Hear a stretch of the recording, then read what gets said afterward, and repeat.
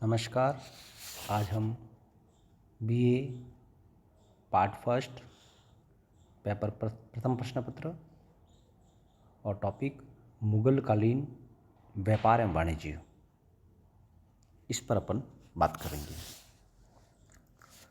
भारत में मुगल काल के अंतर्गत मुगल वंश की स्थापना बाबर ने की थी, लेकिन बाबर का समय अल्पकालीन रहा, इसलिए वो विशेष व्यापार और वाणिज्य के संदर्भ में कुछ परिवर्तन नहीं कर पाए।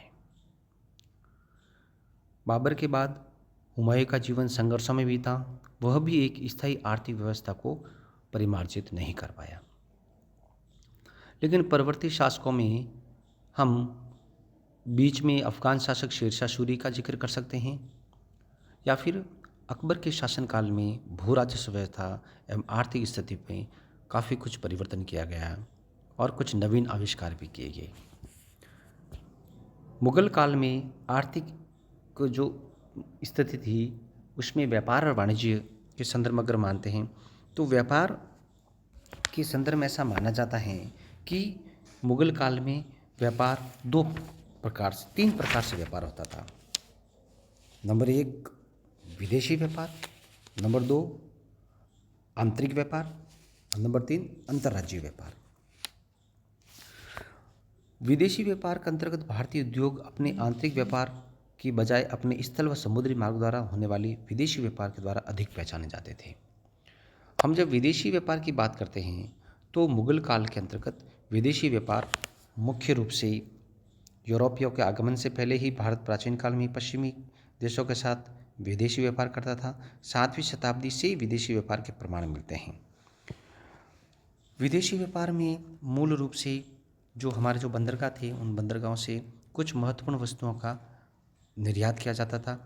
निर्यात में कपड़े, विशेषकर विभिन्न प्रकार के सूती वस्त्र, नील, रेशम, चीनी, काली मिर्च, शीरा, अफीम और विभिन्न प्रकार की दवाइयों, इन पदार्थों का भारत विदेशों में मतलब मुगल काल में विदेशों को निर्यात किया जाता था। जबकि विदेशी व्यापार की आयात मुगलकालीन विदेशी व्यापार की आयात की मुख्य वस्तुएं थी वे सिक्के, घोड़े, धातु, इत्र, दवाई, चीनी सामग्री, विशेषकर पोर्सलिन और रेशम, अफ्रीकी गुलाम और यूरोपियन शराब, इस प्रकार के है वो महत्वपूर्ण है वो आयात किए जाते थे।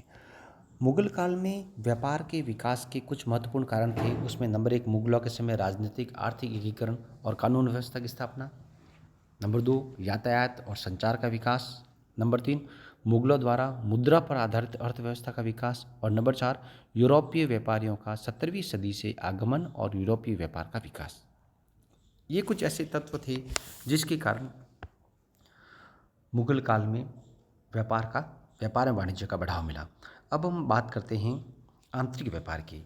इसमें कोई संदेह नहीं कि बाजारी उत्पाद का अधिकांश हिस्सा स्थानीय मांग द्वारा अवशोषित कर लिया जाता था। इन उत्पादों की बिक्री काफ़ी संगठित थी तथा प्रत्येक स्थानीय केंद्र के लिए एक बाजार का दिन था जब बिक्री के लिए सारा माल उस केंद्र पर लाया जाता और बेचा जाता था। ये माल गांव में उत्पादित अधिशेष को दर्शाता था। आंतरिक व्यापार के लिए कस्बे या छोटे नगर प्रमुख बाजार स्थलों के रूप में कार्य करते थे। आंतरिक व्यापार के लिए सबसे महत्वपूर्ण आवश्यकता परिवहन की थी। यहाँ 2 प्रकार के परिवहन थे। नदी परिवहन अपेक्षा सस्ता था। ब्रह्मपुत्र, गंगा, गोदावरी एवं कृष्णा घाटियों का संपूर्ण क्षेत्र आंतरिक जल परिवहन तंत्र द्वारा जुड़ा हुआ था, जो विभिन्न प्रांतों में संपर्क को बढ़ाता था। लगभग 300 से 500 टन तक वजन ढोने वाली विशाल नावों द्वारा माल को एक स्थान से दूसरे स्थान तक पहुँचाया जाता था। इन नावों में इमारती लकड़ी जैसे भारी सामान ढोए जाते थे। सड़क परिवहन थोड़ा खर्चीला था क्योंकि भारत के विभिन्न भागों में कई प्रकार की चुंगी वसूली जाती थी। बंजारे, कारवा या काफिलों में सामान को एक स्थान से दूसरे स्थान तक ले जाते थे। प्रभावी सड़क मार्ग विशेषतः शेरशाह द्वारा बनाए गए grand trunk road Sonargaon Bengal से आगरा तक होते हुए लाहौर तक जाता था। ये सबसे बड़ा एक व्यापारिक मार्ग था।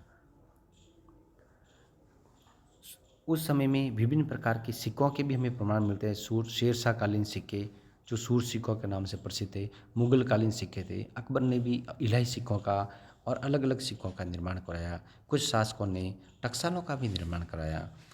शाहजहाँ ने औरंगजेब द्वारा जो चांदी में ढलवाए गए सिक्के थे उसे निसार कहा गया। मुगल काल के ताम्र सिक्के शेरशाह के दाम पर आधारित थे। इस प्रकार 8वें और आधे हिस्से टाइप के प्रकार का मिलता है। इस प्रकार हम मुगल कालीन व्यापार एवं वाणिज्य की महत्वपूर्ण जानकारी प्राप्त कर सकते हैं। प्रिय विद्यार्थियों, मुगल कालीन व्यापार और वाणिज्य एक महत्वपूर्ण अवस्था थी जिसके द्वारा हम इन तथ्यों का अध्ययन कर सकते हैं। धन्यवाद।